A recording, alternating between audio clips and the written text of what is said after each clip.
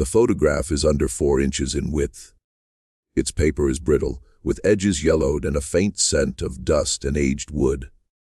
Captured in New Orleans, Louisiana during the spring of 1870, it comes from a time merely 5 years after the Civil War concluded, an era in American history when freedom remained novel, delicate, and strenuously defended. Within the frame, a black family of 5 presents themselves with notable dignity. On the left, the father stands tall, his jaw set in quiet pride, a hand resting upon the shoulder of his wife, who sits with impeccable composure at the center. A plain studio backdrop is visible behind them. Their 3 children, aged 8, 5, and 3, are dressed in attire that appears excessively refined and intentional for a family that history might have otherwise overlooked. For over 100 years, the photograph remained in a private collection, uncatalogued and unseen. Then, a researcher zoomed in on the image, and what she discovered in the eyes of the youngest child.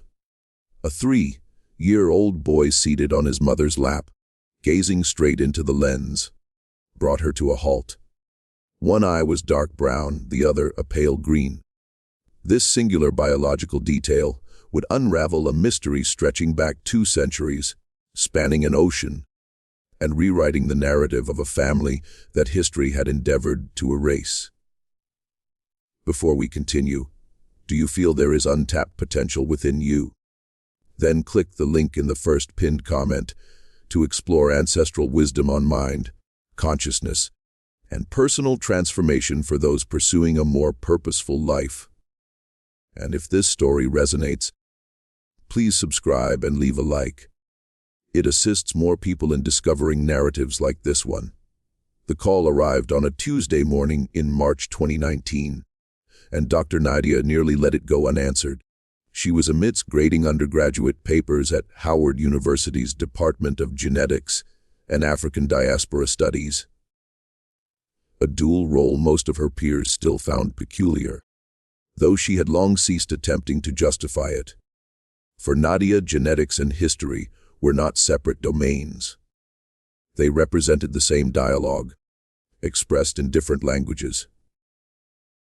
The caller was a colleague from the Amistad Research Center in New Orleans, Professor Roland Tate, who had devoted the last 30 years to cataloging documents concerning Black life in the post-Civil War South. When she answered, his voice carried the measured, restrained tone of someone striving not to appear overly eager. "I've come across something," he said, "in a private donation we received last year from an estate in Trim M. A photograph. I believe you need to see it." Nadia traveled to New Orleans 3 days later. The Amistad Research Center occupies several rooms within Tilton Hall at Tulane University. Roland met her at the entrance, the photograph already in his hands, enclosed in an acid-free archival sleeve. He held it as one would something not entirely certain to be real. The image was a carte de visite, a small, card-mounted photograph common in the 1860s and 1870s, produced in professional studios, and exchanged like calling cards among families who could afford them. That fact alone was noteworthy. Black families in New Orleans in 1870, only 5 years post-emancipation, were not typically clients of professional photographers. The family depicted was arranged with obvious care. The father, a broad-shouldered man in a dark wool jacket, stood on the left with a stillness suggesting he was accustomed to being observed. His wife sat in a high, backed chair at the center, wearing a dress with neat pleating at the collar.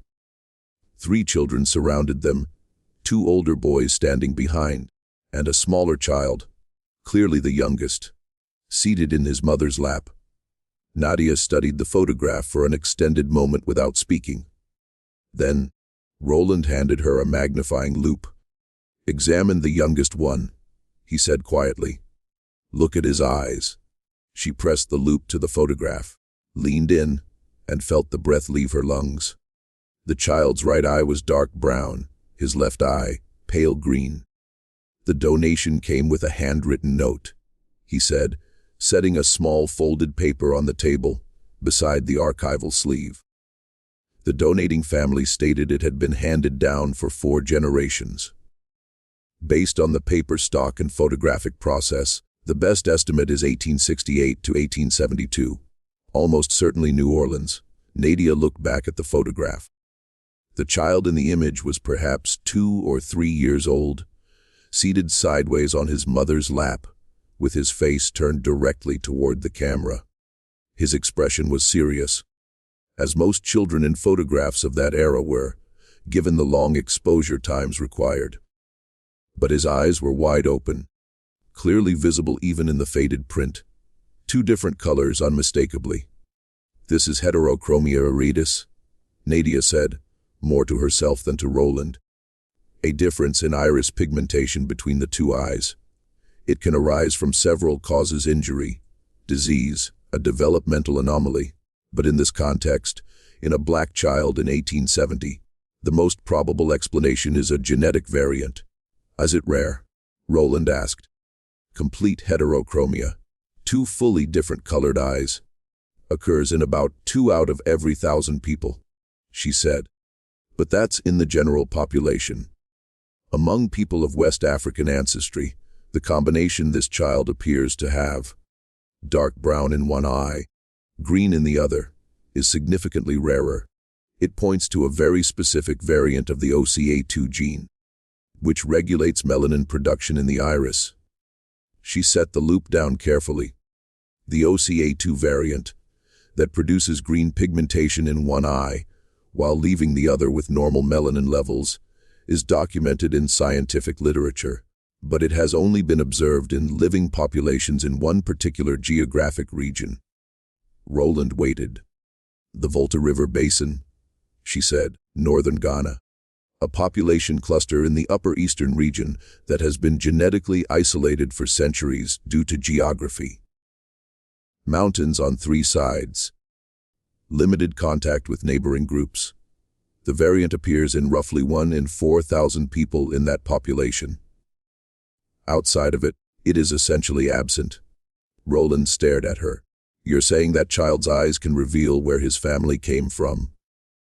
"I'm saying," Nadia replied carefully, "that if that child's DNA matches what I suspect, this photograph has just become the most significant piece of evidence I have ever encountered." The materials accompanying the photograph were sparse. A small bundle of papers wrapped in oilcloth, which the estate's executor had included almost as an afterthought.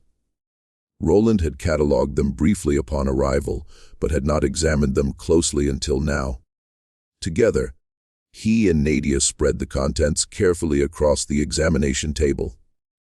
There was a folded land deed, partially water damaged, for a property in New Orleans' Treme neighborhood, dated 1871. There was a small prayer card from a Catholic church. The ink faded nearly to illegibility, and there was a single handwritten page. Not a letter, but what appeared to be a partial family record.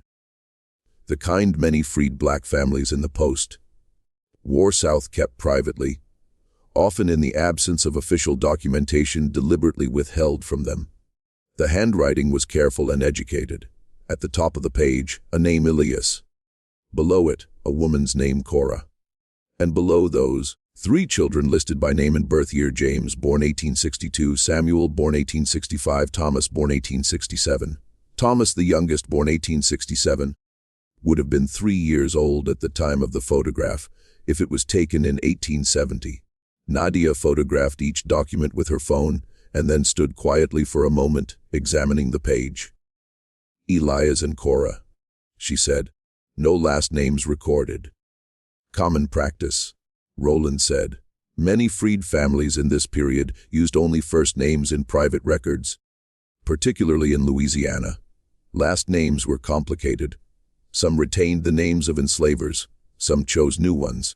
Some avoided surnames entirely due to legal and social complications." Nadia nodded slowly, still looking at the page. "Thomas," she said softly.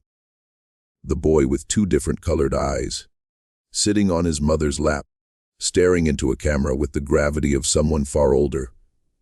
A child born 2 years after the end of a war fought in part so that he could exist freely. She turned back to Roland. "I need to find living descendants," she said. "If Thomas survived to adulthood and had children, and if they can be located, a DNA sample could confirm everything. That's 150 years of family history to trace," Roland said. "I know," she replied. "Where do we start?" Nadia returned to Howard and spent the following 2 weeks immersed in Reconstruction Era records. The 1870 and 1880 United States federal censuses, the Freedman's Bureau records, church baptismal registers from New Orleans parishes, and the digitized archives of the Louisiana State Archives in Baton Rouge. The challenge was immediately clear. Elias was one of the most common names given to freed black men in the post-Civil War South. The Freedman's Bureau records for Louisiana alone listed over 200 men named Elias in New Orleans between 1865 and 1875. Without a surname, narrowing the search was painstaking work. However, the land deed provided an anchor. The Treme property deed from 1871 listed a parcel on St. Claude Avenue. Cross-referencing that address with the 1870 census, she found a household entry: Elias, age 34, laborer; Cora, age 29, James, age 8, Samuel, age 5, Thomas, age 3. Her breath caught. The ages matched perfectly. The 1880 census showed the same family 10 years older, still on St. Claude Avenue. Thomas was now 13, listed as attending school. His father Elias was listed as a carpenter, an upgrade from laborer, suggesting a decade of careful, deliberate progress. Then the trail went quiet. The 1890 census, the one that would have shown Thomas as a young adult, had been almost entirely destroyed in a 1921 fire at the Commerce Building in Washington, D.C. It was one of the greatest losses in American genealogical history, consuming thousands of black family histories whole. The 1900 census showed a Thomas listed in New Orleans, the right age, working as a dock worker, married to a woman named Iris, with 2 children. But Nadia couldn't confirm it was the same man. She called Roland. "I may have him through 1900, she said, "but I need to connect him to living descendants. I'll need genealogical help, someone who specializes in black Southern families." Roland didn't hesitate. "Call Josephine Marks," he said. "She's in Atlanta. She's been tracing black Louisiana families for 30 years. If Thomas has living descendants, she'll find them." Nadia wrote the name down. Outside her office window, the Washington sky was the flat gray of early spring. She looked at the photograph again, at Thomas, at his 2 mismatched eyes, and felt the weight of what she was attempting settle fully onto her shoulders. "I'm coming," she thought. "Just hold on." Josephine Marks answered the phone on the second ring. Within 60 seconds, Nadia understood why Roland had recommended her without hesitation. She was 71 years old, had retired from the Atlanta public school system 20 years ago, and had spent every year since constructing one of the most comprehensive private databases of black Southern genealogy in the United States. She kept the records in a converted bedroom in her Decatur Homesy floor. To ceiling shelves of binders, 3 computer monitors running simultaneously, and a wall-mounted map of Louisiana covered in colored pins. Thomas, born 1867, New Orleans. Father named Elias, mother named Cora. Claude Avenue in Treme. Josephine repeated back, her voice quick and precise. "Give me a week." She called back in 4 days. "I found him," she said, and Nadia could hear the satisfaction in her voice. The particular pleasure of a woman who had spent decades doing this work and still felt it every time. Thomas lived to 1931. He and his wife Iris had 4 children. 3 of them survived to adulthood. One of his granddaughters, her name was Della, moved to Chicago in 1943 during the Great Migration. Della had 2 sons. One of them, a man named Curtis, is still living. He's 83 years old and resides in a Chicago suburb called Evanston. Nadia sat very still. Does he know about the photograph? She asked. He doesn't know it exists, Josephine said.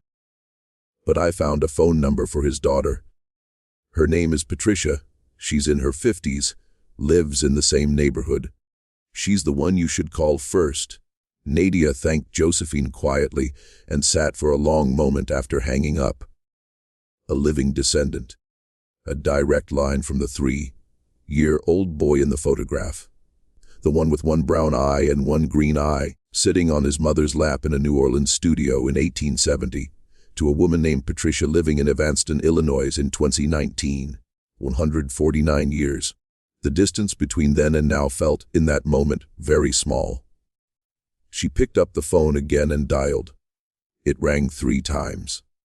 Then a woman's voice, warm and slightly cautious. Hello. My name is Dr. Nadia Osi, she said carefully. I'm a geneticist at Howard University, and I believe I've found something that belongs to your family.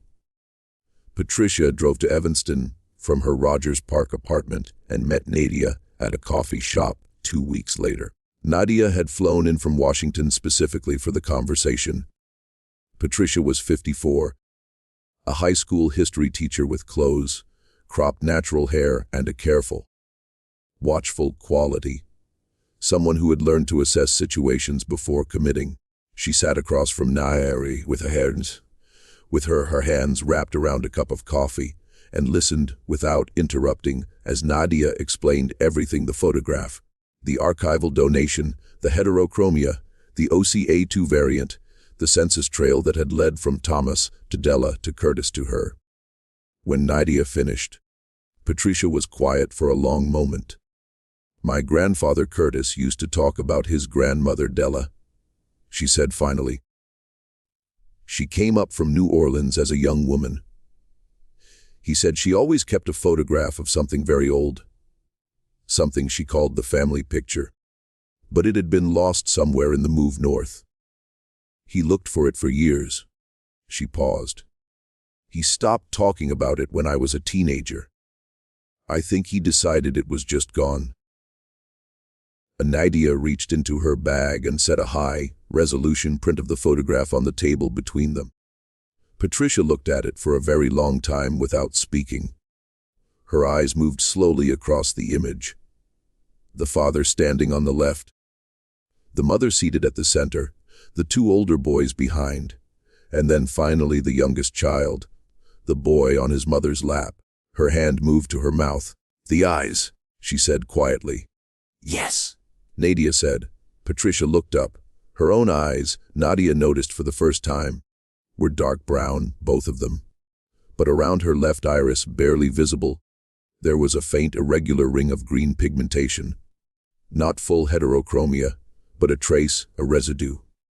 The gene had not disappeared, it had simply quieted, passed down through generations in a diluted form, waiting to be seen. What does this mean? Patricia asked.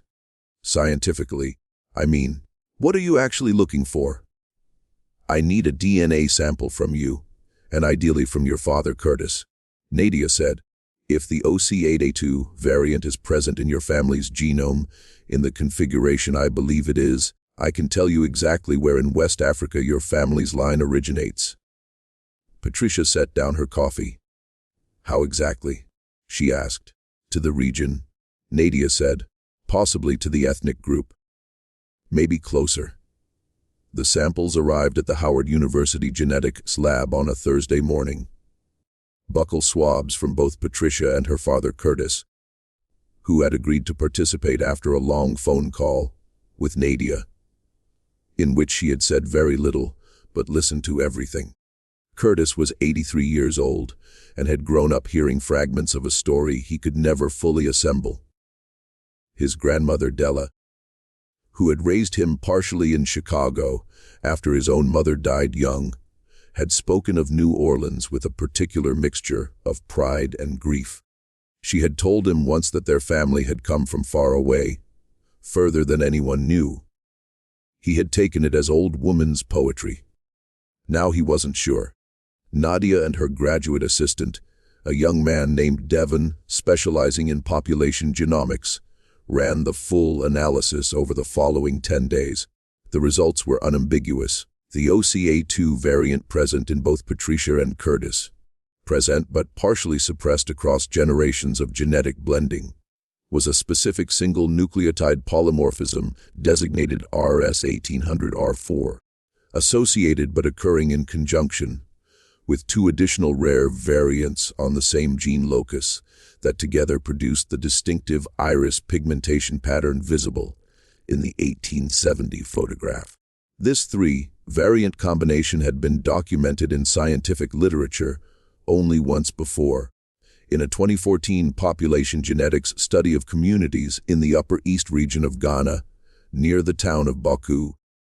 In a cluster of villages along the Gambaga escarpment, the study had identified the combination in approximately 1 in 4 Zalozan individuals in that specific population, and had noted its near complete absence in all other populations surveyed worldwide. Devon looked up from the screen when the analysis finished. "That's remarkable," he said quietly. Nadia was already on the phone with a colleague, Dr. Kwame Asante at the University of Ghana's genetics department, someone she had collaborated with twice before and trusted completely. "Kwame," she said when he answered, "I need to know if there are living family clusters in the Baku area carrying the RS1800-407 combination with the two flanking variants I'm going to send you. I think I've found a diaspora connection that goes back to the slave trade era." There was a pause on the other end. "Send me the data," Kwame said. "And Nadia, if this is what you think it is, you need to be prepared for what comes next." She looked at the photograph pinned above her desk. Thomas's two mismatched eyes looked back at her across 150 years. "I know," she said. "Send me what you find." Dr. Kwame Asante worked quickly. He cross-referenced the variant data Nadia sent him against his department's existing genomic database, one of the most comprehensive in West Africa, built over 15 years of fieldwork across 12 countries. Within a week, he had a preliminary answer. The three-variant OCA2 combination existed in his database in samples from 11 individuals, all from the same geographic cluster, 4 villages in the Baku Municipal District of the Upper East region of Ghana, situated along the rocky lower slope of the Gambaga escarpment. The villages were small. The largest had fewer than 800 residents, and had maintained a strong degree of genetic isolation due to both geography and cultural practice. They belonged to the Kusasi ethnic group, an agricultural people who had lived in the region for centuries. But what Kwame found next was what made him call Nadia immediately rather than waiting for a written report. In the oral history records maintained by the University of Ghana's Institute of African Studies, there was a documented account collected in 1987 from an elder in one of the 4 villages, describing the forced removal of a large number of people from the area during the late 18th century. The account named a specific event, a raid by slave traders, operating through the Ashanti middleman network, targeting the Kusasi settlements along the escarpment during a period of regional instability around 1790 to 1810. The elder had named families, named clans, and described with the precision of oral tradition preserved across generations a man taken in one of the raids. A man known in the village as having one eye dark as earth, one eye light as river water. Nadia felt the room shift around her when Kwame read that line aloud over the phone. "It's him," she said, barely a whisper. "Or his father. Or his grandfather, someone in that line. The genetic and historical evidence together are very strong." Kwame said carefully, "We cannot be 100% certain without direct genealogical documentation from the Ghanaian side, but the convergence, the variant, the geographic specificity, the oral history, the physical description, is by any reasonable scientific standard compelling. I need to go there." Nadia said. I thought you would say that, Quaim replied. I'll arrange it. Nadia landed in Accra on a humid Tuesday evening and drove north the following morning with Quaim, a translator named Abina, and a University of Ghana doctoral student named Fifi, who had grown up in the Upper East region and knew the area well. The drive from Accra to Baku took nearly 12 hours. North through the Ashanti region, past Kumasi, into the flat savanna of the north, where the landscape opened up and the sky became enormous. They arrived after dark and slept in a guest house in Baku town, and the following morning Fifi drove them the last 20 kilometers to the villages along the escarpment.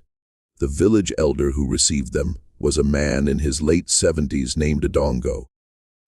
He had been briefed by the local district cultural officer about the nature of the visit, and he sat with them under a large neem tree at the edge of the compound with the composed, unhurried manner of someone who understood that some conversations require the full weight of patience.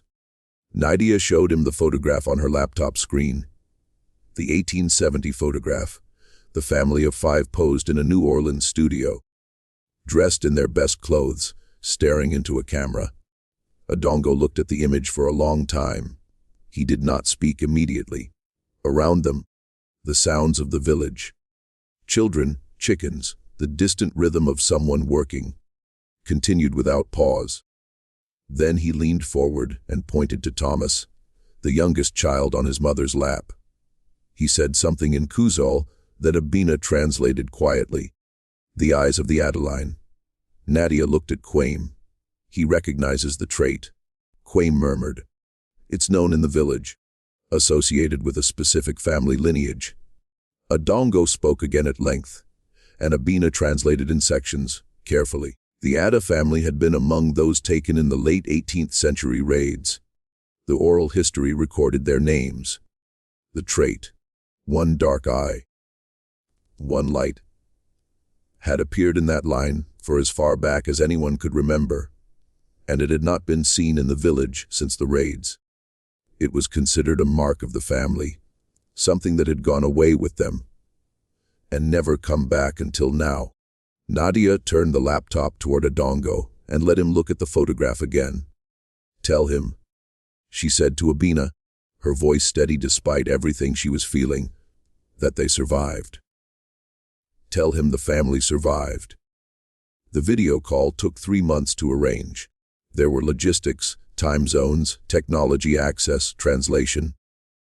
The careful emotional preparation of everyone involved. And Nadia moved through all of it with the methodical patience the work required. But beneath the logistics, she felt the weight of what was about to happen with a clarity she had rarely experienced in 20 years of scientific work. On a Sunday morning in November 2019, Curtis sat in his living room in Evanston with Patricia beside him, a laptop open on the coffee table.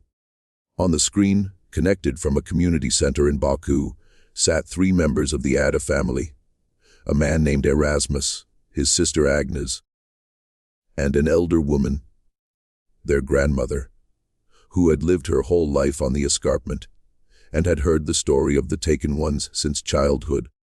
Nadia served as the bridge, with Abena translating from Kusasi and Patricia translating family history from the American side. It was not a dramatic meeting in the cinematic sense.